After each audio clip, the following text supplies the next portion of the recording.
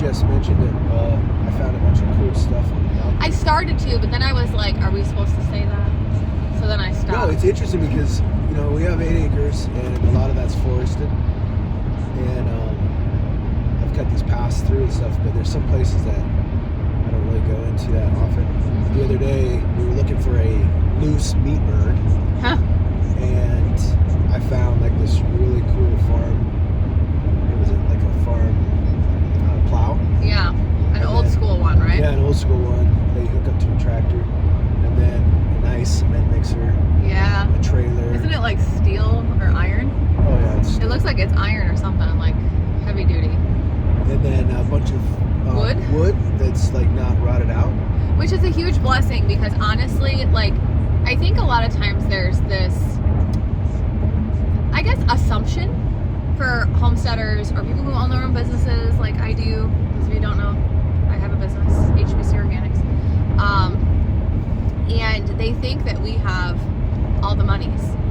And we really don't. Like, they think, oh, well, you just made $5,000 revenue weekend. I'm like, yeah, that's before my cost, though. Like, that, you have to take cost out, labor, all those things, shipping, all of that out. And then you're left with, like, $500 to do something with, you know, I didn't something, really understand revenue until you explained it. And there's a lot more hidden costs in a business that people don't realize. But on a homestead, I think that there's a misinterpretation that you have to buy everything brand new, and it's been, I think, harder because like we both have had that dream of somewhat self-sufficiency, or as much of it as we can, and we kept waiting.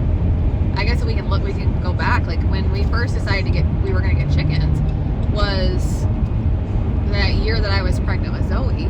We were like, we're going to get chickens this year. Well, we knew we wanted chickens, but then egg prices started going up, and we were like, we got to do it now. Well, the year before, though, we remember we wanted to do chickens, but it was like we were in this place that we wanted to build like the perfect chicken coop.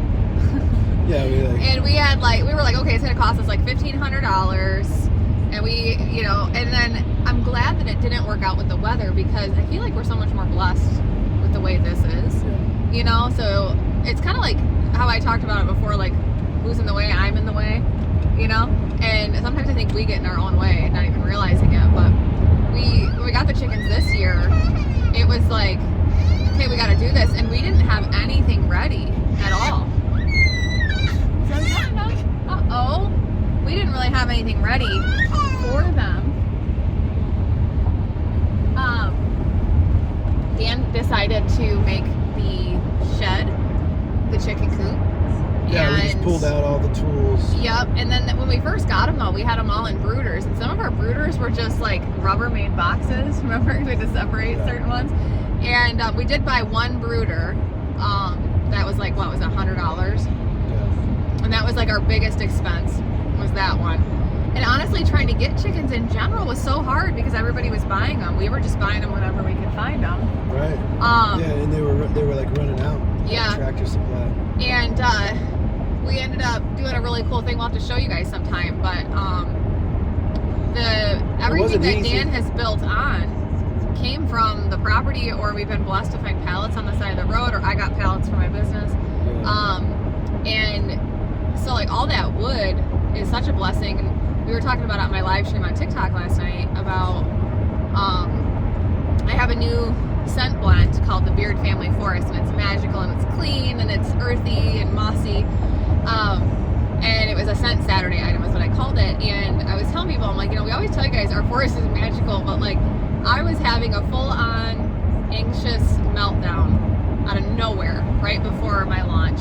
And you happened to go out to check on the chickens or do something, and then you were doing your walk.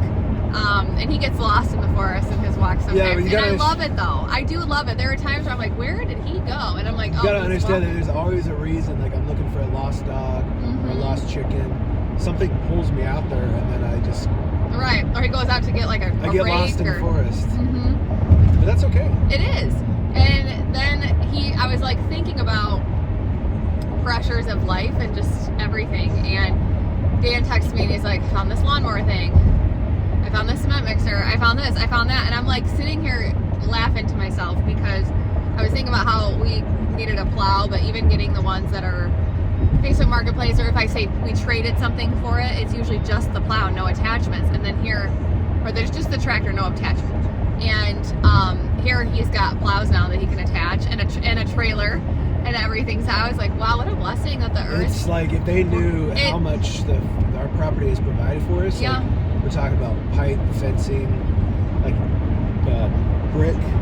Like the people who lived there before us lived there for what, 40 years? And apparently they didn't really. And they didn't go do out a whole to lot. forest. Yeah, they did. They would think it was like their kids that left stuff out there, and I'm like, I got questions, but I don't care. It's amazing that the stuff's there, obviously, but sometimes it's not the right time. You just don't see it, and then all of a sudden. And it just shows up when we need it. Like it's been a blessing, honestly. Like the berries, I said. Remember that year I said I want more berries, and then all the berries showed up this year, and I was like, oh my gosh, we didn't even get a chance to can any or use any. We just ate them, and that's okay. They're wild berries. We found crab apples, yep. trees, like black walnuts, found, like grapes. Yeah, all sorts of stuff, and yarrow and mullein, and well, I mean, and it so changes many from season to season. Like we'll what get we things, need, yeah. And Jess talks about this all the time, but like a lot of time the land will grow what you need, which is that it gets connection. in tune with you, yeah. But it's been amazing. It has really been. It's been really cool. But if you guys don't know, like I said before, now you do know, that I own HBC Organics, and I just did my winter launch. I would say we did. You know, previously it was always me in my life doing things on my own, whether I had a partner or not. Now it is not just me. So sometimes I misspeak myself. Now, I'll be clear. It doesn't mean that I did something alone, and I'm working on rewording myself. I think old habits But you're can just die so hard. used to doing it alone. I'm so used to doing things alone in my life that even I think I have to be alone, and then there's all this like weirdness. And honestly, for me, like it's been a transition. Like as I'm working on ego, to be like, you know, not. Yeah, that it's not that I don't want you. It's that I assume I have to do something on my own. But we just launched the winter collection. We together. You know what I'm saying? We launched the winter collection, and I'm doing it this year in phases. And this is because the state of the economy, I want to give more to the customers. And last year we were pregnant with our daughter, who's actually about to turn 1 in a couple days. And I knew I was going to be on maternity leave, so I did the winter launch, and I literally launched everything at once. And I think I didn't even do $20,000 in revenue that month. Obviously, I was on maternity leave, and it was a whole thing for a couple months there. But this year, what I usually do is I do a winter collection drop, so you have like winter scents and stuff. But then I like to do a special collection with it. We didn't do that last year, but every other year before that we have. And this year, I wanted to do basically like love letters to our kids. Dan and I together have 8 children. He's got 4 from his first marriage. I have 2 from my first marriage. My brother passed away, and I'm adopting his daughter. I actually got her like 2 weeks from birth, like 2 weeks old. So she's been with me pretty much the whole time.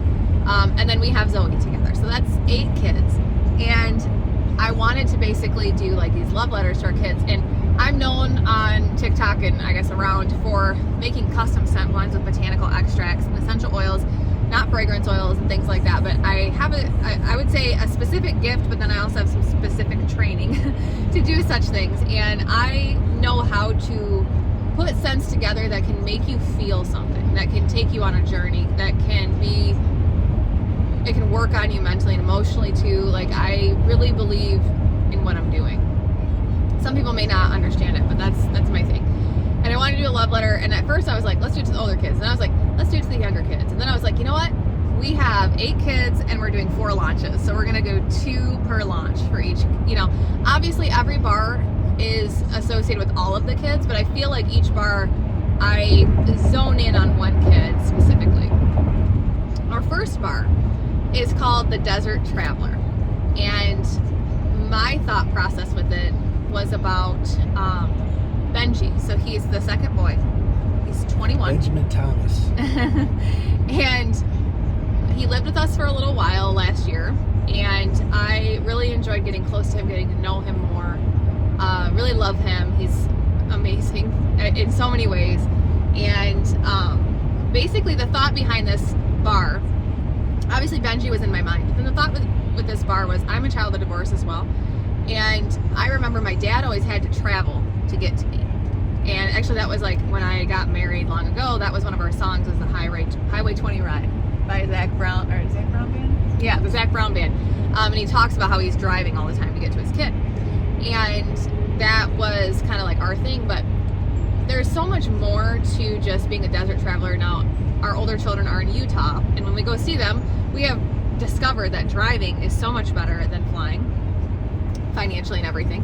Obviously, flying is faster, but we've done the drive a few times, and It's a long drive. It's a long drive, and I have to say there's a certain stretch where I feel like it takes a lot of discipline to do it. And I figured maybe Dan could talk a little bit more about the emotions that go there, because I was kind of zeroing in on Dan and Benji more with this one than the other older kids, or even the younger kids. I drive a lot. We drive a lot for the younger kids too. But for the older ones, you want to take the floor. Yeah, no, I think a lot about our last trip that we went for Ethan's wedding, and it's like the timing on it was terrible for us.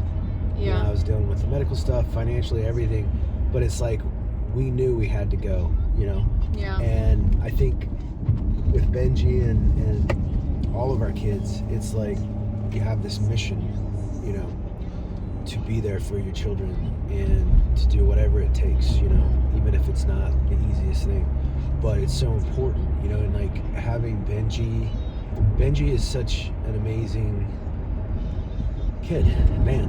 Yeah. And he's our relationship has always been different than the other three, just because he's such a character. He's unique. And, yeah, he's very unique, and he just has his own personality. And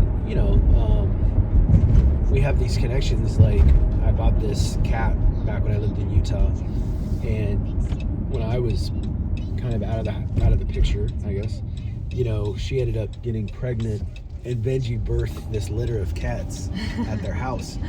And the cat that we have now, Zara, is from that litter. And Zara has been with me when I was single and went back to bed through my attempt at everything. Yeah. And Benji loves Zara and talks about quite often how much he misses Zara.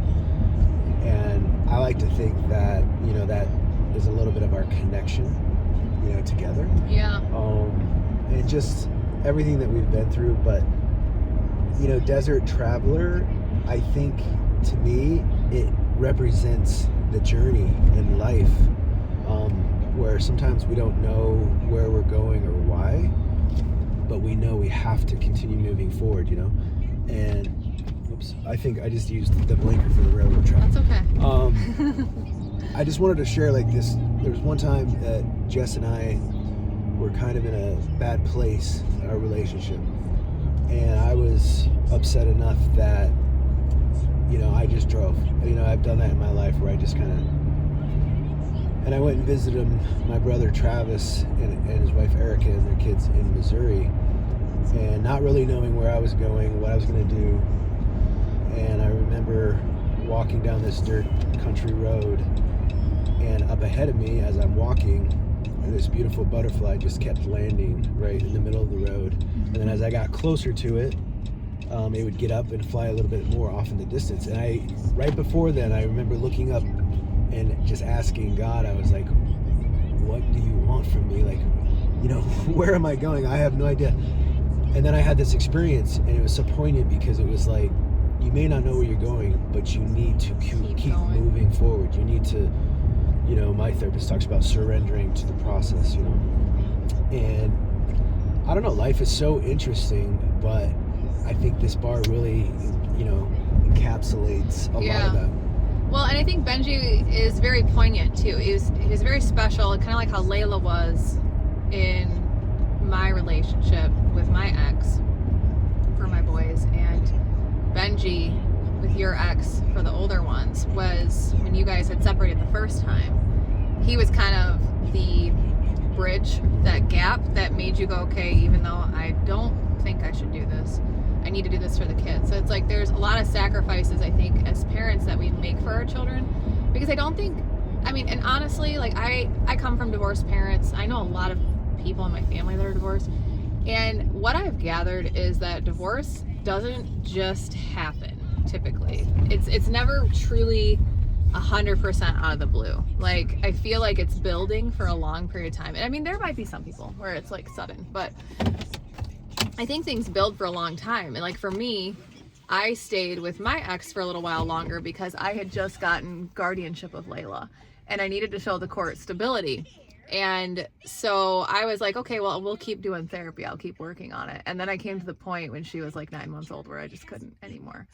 But it helped me stay a little bit longer for the boys, you know, and for me to get that stability and give it that chance, right? It's that last chance that maybe you shouldn't do for your own mental health, but you do it because you love your kids. And I think when kids are involved, that's what they mean, is you do it for your kids, right?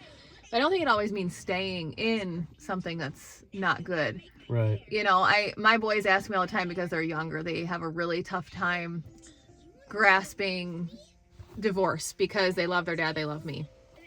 They love having Dan. They love having their stepmom. They love the step siblings and the new sibling. But for them, they're like, well, if I love both my parents, like, why aren't they loving each other? Like, why aren't they together? Yeah. And I feel like the older kids have gone through that too. But I feel like that, for me, like that desert traveler thing too, is it's figuring all of it out. That maybe getting comfortable with the fact that our kids aren't always going to understand what we do, but we hope that they, because we are their parents, can love and respect us enough to know that we are doing our best for them, whether they understand it now or not, that we see a different picture than they can through a different lens, you know? I love that phrase, not all who wander are lost, but sometimes in life you just wander hoping that you'll reach your destination, you know? And to me, that's the desert traveler. Yeah, for sure. Yeah. So if you guys want to check it out, it is available. I only made one batch, one blend. It's in my Heart to Heart collection. And we'll talk about the next one later that it kind of pinpoints Lauren. Dan's, well, she's not the youngest anymore, but Dan's youngest in his first marriage. She's our tiny dancer. She's our special one in that dancing category. All right.